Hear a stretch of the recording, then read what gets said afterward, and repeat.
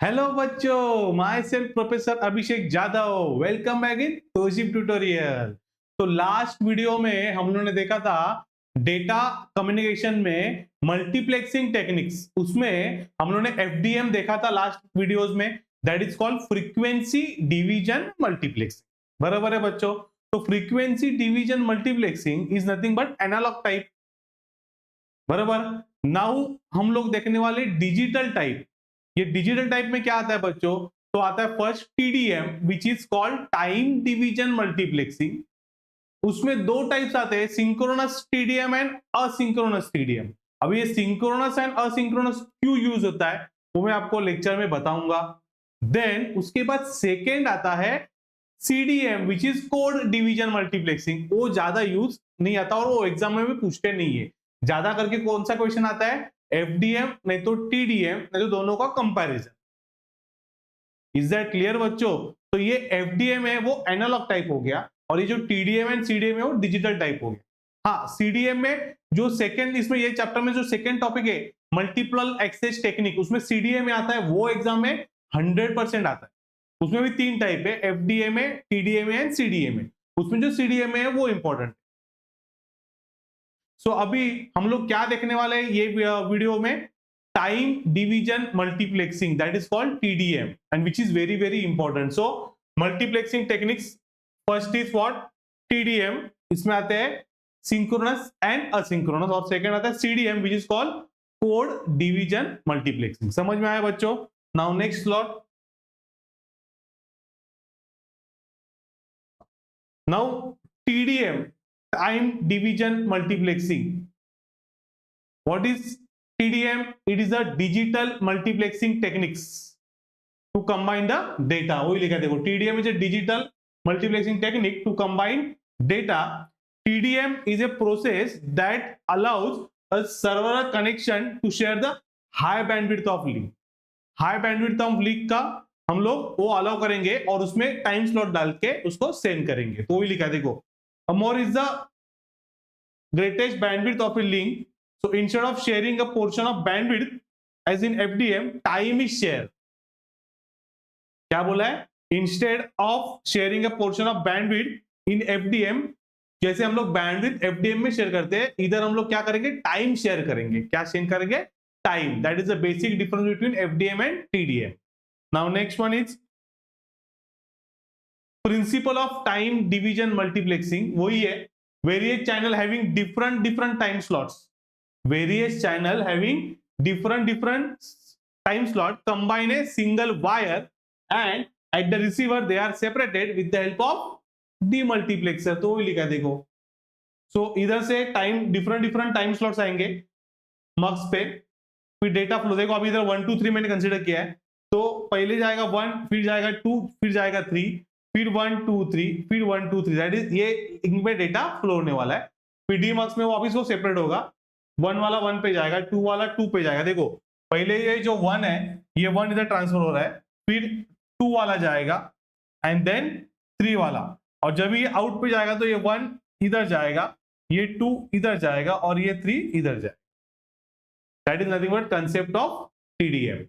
So same link is used as in FDM, but the link is shown section by time rather than frequency.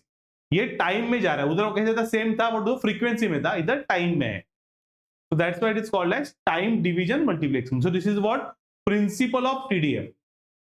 So various channels of different frequency, different time slot instead of frequency is shared with a common wire, and at the receiver they get separated using the help of demux. That is called demultiplexer. Is nothing but what? 1:many. समझ में आया? So this is at the transmitter side we will use multiplexer, and the receiver side we will use demultiplexer.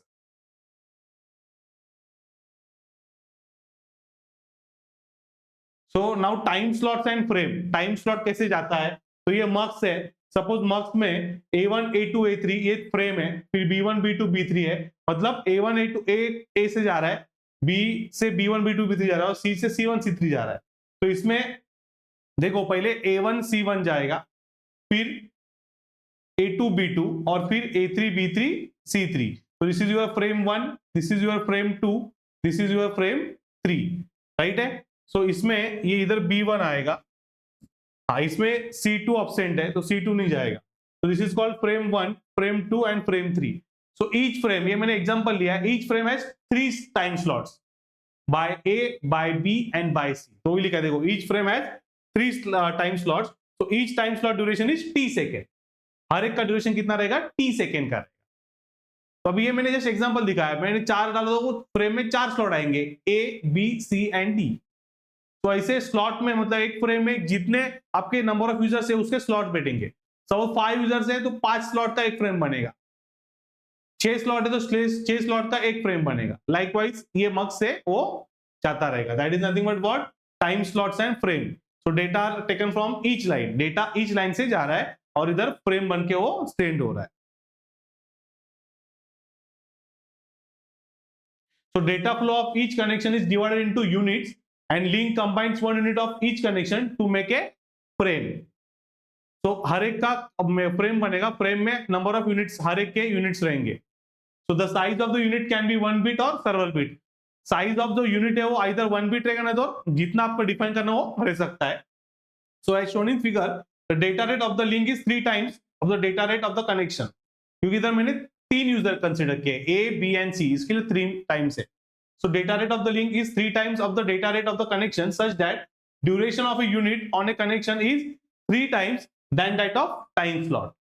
तो duration of ये time क्या रहेगा, 3 times than that of time slot। मतलब time slot में मेरे पास एक जा रहा है A से, एक जा रहा है B से, एक जा रहा है C से, तो उसका जो टाइम रहे A का, B का और C का, ये क्या रहेगा, single time is multiply by 3। तो वही लिखा देखो इधर, that is 3 times of than that of time slot, that is your actual time slot।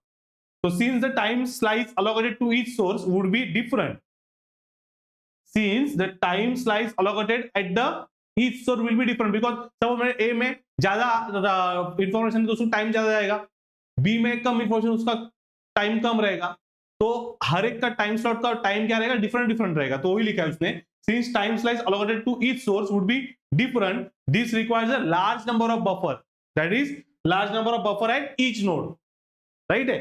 So this method can be unsuitable to a few source and it may involve long wait।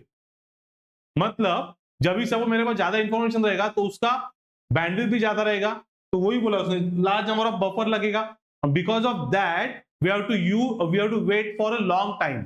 वही लिखा है, this method can be unsuitable to a few source, कम source रहेंगे तो ये unsuitable है as they involve a long wait, right है। तो this is what disadvantage of TDM, और ये ओवरकम करने के लिए we will use the types.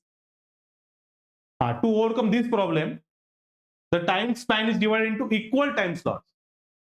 ये मेरे को अवॉइड करने के लिए मैं क्या करूंगा, टाइम स्लॉट को इक्वल टाइम स्लॉट में डिवाइड करूंगा। वही लिखा देखो, time span is divided into equal time slot. So TDM can be implemented in 2 ways। First is synchronous TDM and second is asynchronous TDM। अभी मैं आपको बता रहा हूँ सिंक्रोनस एंड असिंक्रोनस का क्या मतलब है। सिंक्रोनस में टाइम स्लॉट जो रहेगा इक्वली डिवाइडेड रहेगा, और उसका डिसएडवांटेज क्या हो गया बच्चों, सपोज अभी मेरे पास A पे इंफॉर्मेशन जा रहा है, B पे इंफॉर्मेशन नहीं है, तो B का जो टाइम स्लॉट रहेगा वो सेम ही है ड्यूरेशन, तो वो वेस्ट जाएगा ना, क्योंकि B का इंफॉर्मेशन नहीं है कुछ। So that disadvantage of synchronous can be overcome by asynchronous TDM। कैसे वो देखो अभी। So synchronous TDM, the multiplexer allocates exactly the same time slot। देखो exactly the same time slot, हर एक का same time slot रहेगा to each device at all times whether or not the device has anything to transmit।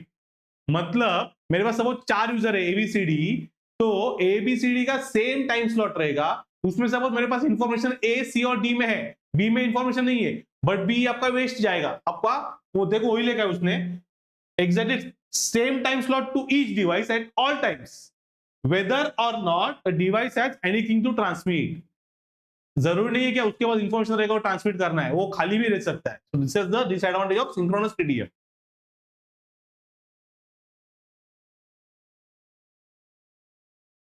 Next slide. तो figure shows the synchronous TDM। देखो buffer A, buffer B, buffer C, buffer D, equal time slot TDM।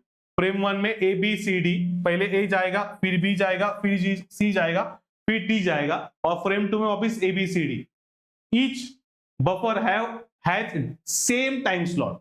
अभी इसमें आपके पास suppose B में information नहीं है, तो B वाला टाइम स्लॉट फ्री वेस्ट जाएगा ना, तो this is the disadvantage and that can be overcome bye asynchronous TDM. कैसे? तो देखो अभी इसका भी asynchronous, here asynchronous means flexible और नॉट फिक्स। फ्लेक्सिबल रहेगा, फिक्स नहीं रहेगा। जैसे सिंक्रोनस टीडीएम में फिक्स टाइम स्लॉट है, सेम इधर फ्लेक्सिबल है। asynchronous TDM is also known as statistical TDM. That's why it is called as statistical TDM, STDM.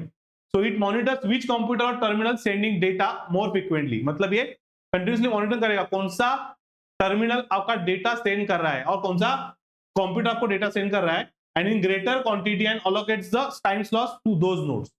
कौन सा टर्मिनल और कंप्यूटर आपको स्लाइड इंफॉर्मेशन सेंड कर रहा है उसको, उसके लिए वो ज्यादा नोट देगा। इनएक्टिव टर्मिनल, जो इनएक्टिव है और computers get the time slice less, while completely idle computer may not get any time slots at all. मतलब जिसके पास कुछ आइडल है, मतलब उसको इंफॉर्मेशन नहीं है, तो उसको वो टाइम स्लॉट नहीं देगा। That is the advantage of asynchronous TDM, that is called statistical TDM, that can be overcome by synchronous TDM. synchronous TDM में फिक्स टाइम स्लॉट रहता है, इधर फ्लेक्सिबल टाइम स्लॉट रहता है। तो जिसके पास इंफॉर्मेशन है, जिसके पास इंफॉर्मेशन है उसको मैं ज्यादा टाइम स्लॉट दूंगा, और जो इनएक्टिव है उसको मैं फ्री रखूंगा, मतलब टाइम दूंगा ही नहीं। That is the advantage. तो भी लिखा इसने। समझ में आया क्या असिंक्रोनस सिंक्रोनस क्या रहता है? So what is asynchronous TDM? This is the figure of asynchronous TDM. Buffer है, buffer B, buffer C, buffer D. अभी suppose for example buffer B आपका एम्प्टी है, तो इधर देखो आपका बफर ए और सी जा रहा है, बी जा रहा ही नहीं है, बिकॉज बी में इंफॉर्मेशन नहीं है। तो वही लिखा देखो, terminal C is more active than A and B, and terminal मतलब फॉर एग्जांपल उसने बोला है टर्मिनल सी में ज्यादा डेटा है as compare to A and D. Terminal C में ज्यादा data as compare to A and D, तो टर्मिनल सी ज्यादा जाएगा। देखो सी सी सी सी, इधर ए एंड डी भी जा रहा है, बट इधर बी है क्या? नहीं, बिकॉज बी इज एम्प्टी। समझ में आया? What is the difference between synchronous and asynchronous? Now next one is advantage, disadvantage and applications of TDM. So advantages क्या है? TDM is more flexible than FDM. बराबर है। TDM में हम लोग डिजिटल यूज हो रहा है एज कंपेयर टू एनालॉग, तो ये ज्यादा फ्लेक्सिबल रहेगा। सेकेंड, डिजिटल सिस्टम है, इसके लिए noise is reduces, then no intermodulation distortion because digital communication as well as no crosstalk। वही लिखा रहेगा देखो, problem of crosstalk is not server, मतलब प्रॉब्लम ऑफ crosstalk नहीं आएगा। these are the advantage of TDM, that these are the disadvantage of FDM that can be overcome by TDM। second disadvantage क्या है? complex to implement, because digital है तो उसको complex हो सकता है थोड़ा बहुत circuitry, and second is synchronization is required, whereas in FDM synchronization is not required, in TDM synchronization is required। तो ये synchronization is not required उसका एडवांटेज में जाएगा FDM के, TDM में synchronization not required इस डिसएडवांटेज में जाएगा, क्योंकि डिजिटल है तो आपको synchronization is must, so which is the disadvantage of TDM, right है। now what are the applications?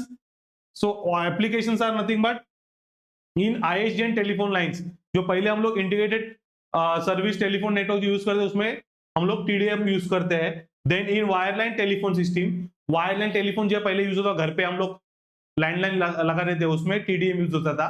Then some cellular telephone system, some cellular telephone में भी यूज होता है, and in PSTN public switch telephone network, PSTN में भी हम लोग TDM का कंसेप्ट यूज करते हैं।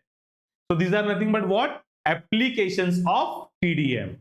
तो ये वीडियो में हम लोगों ने क्या क्या देखा बच्चों? TDM देखा, TDM क्या है वो देखा, टाइम डिवीजन मल्टीप्लेक्सिंग का प्रिंसिपल देखा, which is nothing but digital multiplexing method. उसमें क्या प्रॉब्लम होता है, मतलब डिवीजन कैसे, प्रिंसिपल कैसे ईच टाइम स्लॉट में, मतलब एक बड़े फ्रीक्वेंसी बैंड में बैंडविड्थ में वो ईच टाइम स्लॉट पे वो डेटा सेंड करेगा। तो उसमें डिसएडवांटेज क्या है? कुछ में डेटा रहेगा, कुछ में डेटा नहीं रहेगा, तो वो कैसे आइडेंटिफाई करने का। तो to overcome that problem difficulty we will use synchronous and asynchronous. Synchronous में सेम टाइम स्लॉट सेंड होते रहते हैं, बट उसका डिसएडवांटेज क्या है?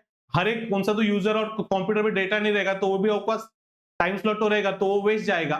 That can be overcome bye asynchronous, that is called statistical TDM। तो स्टैटिस्टिकल में क्या होता है? जिसके पास ज्यादा इंफॉर्मेशन उसको ज्यादा टाइम देता है, जिसके पास इंफॉर्मेशन नहीं है, इनएक्टिव कंप्यूटर और टर्मिनल है, तो उसको इंफॉर्मेशन देगा, मतलब डेटा टाइम स्लॉट देगा ही नहीं। तो this is the advantage of HTDM, that is asynchronous TDM, that can be overcome by synchronous TDM। तो उसके हम लोग उसके बाद क्या देखे, एडवांटेज, डिसएडवांटेज एंड एप्लीकेशन। तो ये वीडियो में हम लोग स्टॉप करेंगे, नेक्स्ट वीडियो में हम लोग CDM देखने वाले। तो ये वीडियो हम लोग इधर स्टॉप करते हैं। थैंक यू बच्चों, बाय बाय।